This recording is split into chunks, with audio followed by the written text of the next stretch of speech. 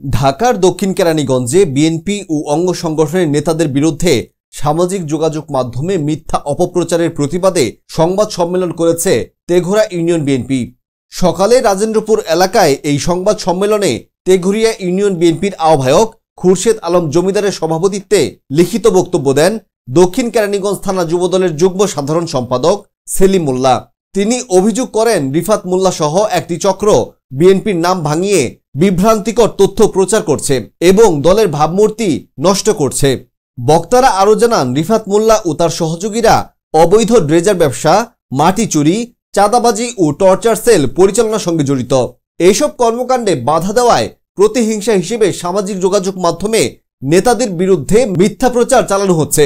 বক্তারা অপপ্রচারকারীদের বিরুদ্ধে আইনানুগত ব্যবস্থা নিতে প্রশাসনের প্রতি আহ্বান জানান।